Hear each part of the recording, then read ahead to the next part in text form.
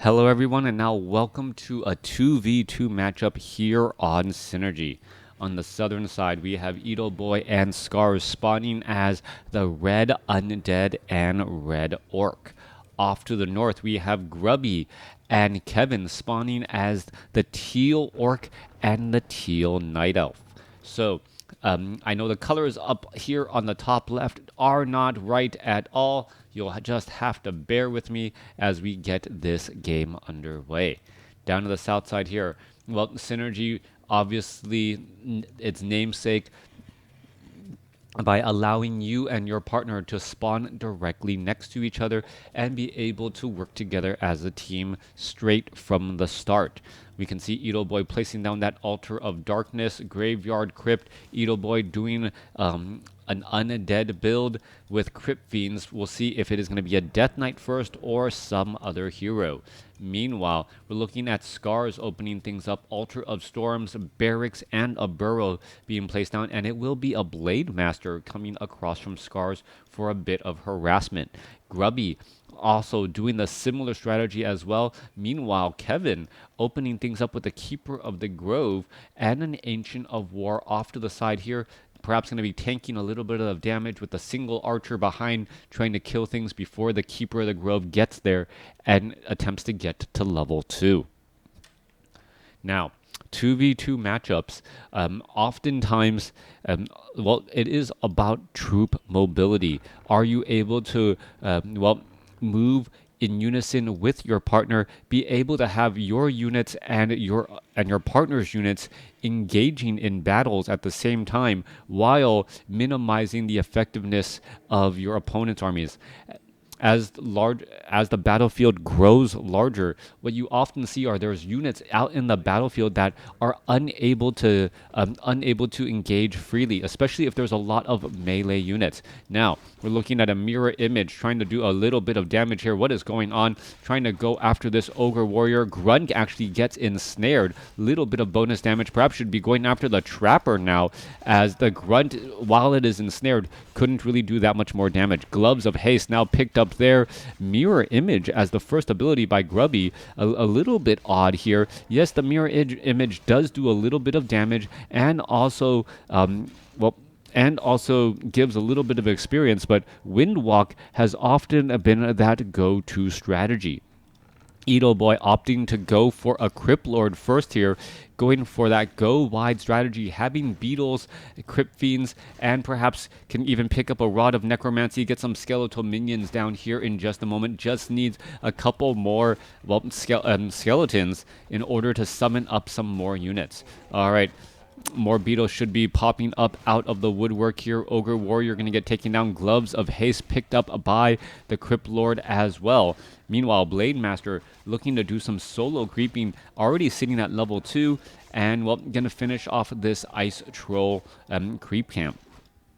Keeper of the Grove has already been cleared, and now the Keeper of the Grove trying to put in pressure. In comes an Entangle, and without a Death Coil, Kevin able to get an Entangle off on a Crypt Fiend and shut him down early. Meanwhile, Kevin's Ice Troll Priest that he trained up early on, not very well protected, as the Blade Master of Scars able to shut him down as well. All right, what is the Crypt Lord doing here? Perhaps needs to summon up some more beetles. Scars does have his own Ice Troll Priest, as we're going to look at this gold mine perhaps getting cleared up. Working together to clear out a relatively difficult orange creep camp this early on in the game. Acolyte should be looking to summon up a Ziggurat. There it is, now placed down, as the Archer of Kevin is in position here. All right, going to try and pick up some more things. We're looking at Crypt Fiends turning things back around. Blade Master should be able to finish off this Ogre Mauler. There is a Frost Armor, however, making things a bit more difficult for that Blade Master. Potion of Greater Healing, that's going to be given to the Blade Master here. He's going to have, plenty of items to perhaps try to dive on in, as we do see a Shadow Melded Archer just hiding off on the side. Tome of Strength left behind for that Crypt Lord. Meanwhile, Blade Master, where is the Blade Master? Blade Master of Grubby's seemingly still playing a a 1v1 game playing off to the side, hasn't engaged against his opponent, but does look to be pretty strong with some strong items and already sitting at level 3. Good number of grunts as well. Tech to tier 2 already completed. Shadow Hunter getting trained up. Meanwhile, Kevin staying at tier 1 as we're going to be going into an engagement in the center. All right, couple of ensnares go down onto some grunts here. They're going to be able to continue to heal as the pressure is going to be building up at the expo. Keeper of the Grove trying to go after some low hit point grunts of Scars. Kevin trying to make sure that those grunts don't get to escape easily. Down to 49 hit points. A big impale there as Grubby is trying to knock down this haunted gold mine before it gets up and running. All right, this grunt down to 18 hit points. 2 more shots should do it. 1 more shot should do it here. And that Huntress really running around the entire map in order to get in position. All right, Kevin finishing things off here. Huntresses are going to try and, well, shadow melt and hide and get back as Edo Boy is going to be holding on to his expansion. Took a little bit of damage here, but it will be constructed. Acolyte should be able to easily repair, and with one Nerubian tower, perhaps adding in another Ziggurat as well, will be able to easily fend or defend this location. Cryptlord sitting at level 2 will be able to get to level 3. Claws of Attack +4, not necessarily the item Edo Boy was looking for, but could be given to the Blade Master if he wants a bit more burst damage. No, doesn't look like it unless, Wand of Mana Stealing is a little bit stronger than before, but not by much. All right, going to go ahead and try and engage. We can see a Tree of Life trying to be placed down, but that's quickly going to be canceled as, well, no real chance to try and keep that around. Meanwhile, Archer going to go ahead and end up getting denied here. Ogre Mauler going to get taken down. Blade Master, Cryptlord's picking up some more items here. Another Wand of Mana Stealing, perhaps going to try and steal mana from that Keeper of the Grove and perhaps get an Impale off onto some of these fleeing units. All right, looking at more damage coming back across. There goes an ensnare onto the Raider. The two armies looking to size each other up. Teal looking to be in a pretty good spot as those ensnares are, making it difficult for Edo Boy to try and retreat. A little bit of damage retreating back out now. There's a couple of dispels as well. Raiders trying to get after that Crypt Fiend, unable to do exactly that, but now instead going after additional Crypt Fiends that were left behind. Grubby now slicing and dicing another Crypt Fiend there to get taken down as Grubby does need to retreat back with some of those grunts. All right, Grubby and Kevin really working well together here, maximizing quite a bit of damage. A couple of units were caught out of position as we're still seeing more damage getting racked up. A big Hex onto the Keeper of the Grove. Perhaps we're going to see some engagement here as the Cryptlord now trying to retreat back. Grubby still pushing in pressure. A little bit of glaive bounce causing more problems as well, as we could be looking at an ensnare or two on to some fleeing grunts. We're back at the, outpost of Edo Boy at this expo, and with the help of a Nerubian Tower and soon to be Spirit Tower, it may just be too much damage as the Undead Blight will be helping Edo Boy's units as well. Shadow Hunter down to 58 hit points, but able to retreat back again. Meanwhile, Grubby is still looking to finish off a couple of these grunts in the backfield as they're getting ensnared and cleaned up. Both sides exchanging a lot of blows. There goes another grunt there. A big impale across the Huntresses, taking them out of the battle temporarily and, allowing for a tactical retreat. Spirit Tower, Nerubian Tower looking to defend this spot here. Surround on to a Crypt Fiend with Huntresses. Not easily done, as we now see Scars with a Wind Rider as well. Raiders getting ensnared here. Are we going to see some more bounce damage? All right, the Blade Master gets taken down at level 3. A quick Hex there. Unable to use any of his consumable items while hexed, as the Cryptlord is now trying to defend this spot by himself. Edo Boy does not look like he'll be able to hold on to this expo here. Raiders are now, diving on in. We should see Pendant of Energy. Wow, dual Pendants of Energy. Clarity Potion being used for about a couple of seconds before picking them back up, and suddenly the Shadow Hunter is back up to 162 mana. All right. Edo Boys Expo gonna be lost. It doesn't look like it is worth saving, as Scars and Edo Boy may have to overcommit in order to try and hold on to this spot here. Off to the north, we're looking at 51 supply and Kevin's 39 going up against 39 supply and 33.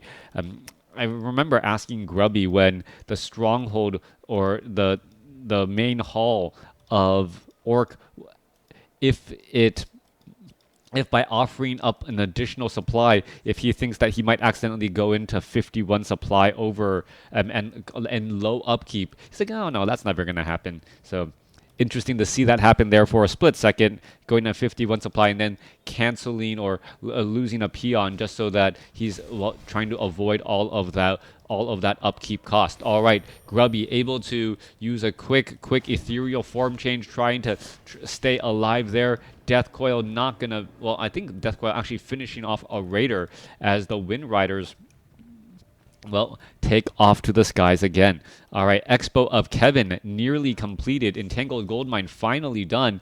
And, well, turnabout is fair play. Full saturation on this gold mine by Kevin, giving now the north side, Grubby and Kevin, that economic advantage. These Moonwells are bone dry right now, though. Huntresses still sitting at tier, now at tier 2, so getting a little bit of an advantage here on that Keeper of the Groves experience. Up on the top left, perhaps going to try and clear out this Berserk Elemental. Shadowhunter sitting at level 3 has plenty of mana. Oh, there was a Frost Nova by that Berserk Elemental. Book of the Dead now being dropped here as the Shadowhunter should finish off the remainder of this creep camp. Meanwhile, the Dragon Turtle creep camp getting cleared up by Edo Boy and Scars. Should be pretty easy cleanup here. Shadowhunters will stay at level 2. Blade Master going to get closer to level 4. I don't think he'll get there. Simply too many heroes out here for the experience to go around enough. Helm of Valor going to be left behind. That Helm of Valor is a big item. Blade Master going back to get it now. Yeah, Helm of Valor plus 5 strength and agility. Exactly what that Blade Master needs. More survivability and more damage output. All right. Kevin's finally at 53 over 60 supply. Does have dual Ancients of Lore. These Moonwells are starting to fill up. No Moonspring upgrade from the Hunter's Hall yet. Maximum capacity currently sitting at 300. Meanwhile, Stronghold now going into Fortress by Grubby. We'll see what tier 3 options he's looking for as well. Meanwhile, on the bottom right, Goblin Tinker is as the second hero here. Frost Nova. Is the Goblin Tinker going to be able to clear out this creep camp? I believe so. Anka Reincarnation, Rune, is that a Rune of Speed? Yeah, okay, so speed bonus. And now going to go ahead and heal in this bottom right-hand side. Keeper of the Grove staying at level 4 here. Death Knight does scout this out.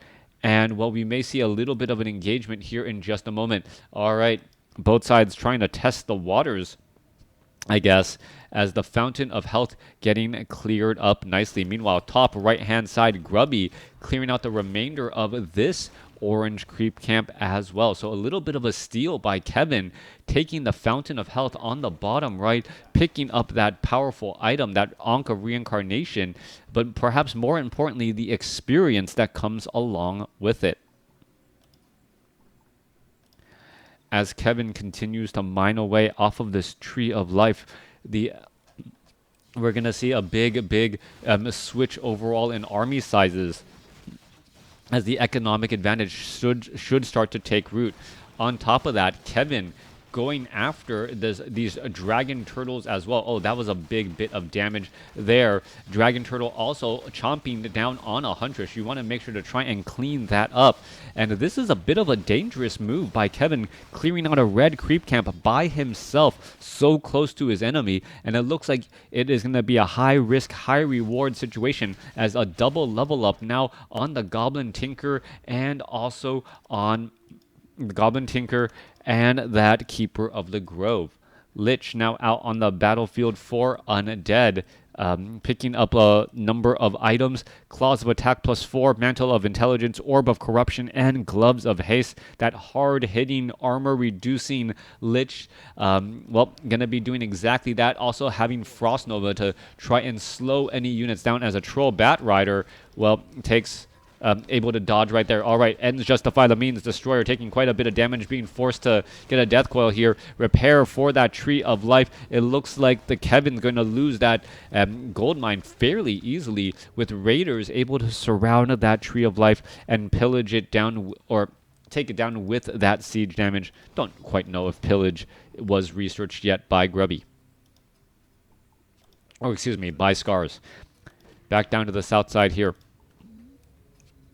Scars continuing to test the water. Ring of the Archmagi +3 to every single stat. Armies are large on both sides here. We're looking at a Black Citadel doing a little bit of piercing damage against all these units. There's some rockets there. There's that stun. And, well, the Glaive Bounce could just continue to eat away at more of these peons here, as there is going to be a tactical retreat back. All right, Scars inbound to get back home here, as both sides fighting back and forth. Tauren are also out on the battlefield for Grubby, interestingly enough. So Tauren Totem training up Tauren with Pulverize. If they can get into that front or get into the back line and start pounding onto those Crypt Fiends could easily get taken down. But there are Destroyers in a play to try and neutralize those units. Both sides fighting, getting underway. Spirit Link getting cast across multiple sides. Who's going to be able to get the clean engage first, as Raiders, well, getting healed back up. Treants coming in from the far side here. That should easily be picked off as a big impale across the center portion of the map of the battle here. Both sides fighting through. All right, both sides taking damage. Squirrel protection, and then Devour Magic. The Destroyers having plenty of targets to just try and constantly devour here, and they're going to be able to heal and deal bonus damage pretty consistently, but now getting ensnared down. All right, Red Eagle Boy trying to retreat back here. Death Knight sitting at level 3, trying to keep some of these units alive. More stun bursts coming across, and in this massive 2v2 battle, difficult to see who has the advantage overall, as the Crypt Fiends are still targeting. More rockets coming across here, slowing down temporarily those Crypt Fiends, neutralizing their attack, as Kevin continued to push across here. And the Blade Master now with Tauren Chieftain support with Endurance Aura, trying to move a little bit faster out across here. All right, this narrow choke point, the Raiders being able to, or excuse me, the Spirit Walkers being able to fire behind this point here. All of these melee units unable to engage, but it looks like the lines have broken, and Grubby now diving on in pretty consistently. Teal has a big advantage here. Scars has left the game, and so has Edo Boy. Kevin and Grubby, the victors in this 2v2 matchup. Let me know what you guys thought about this game in the comments below.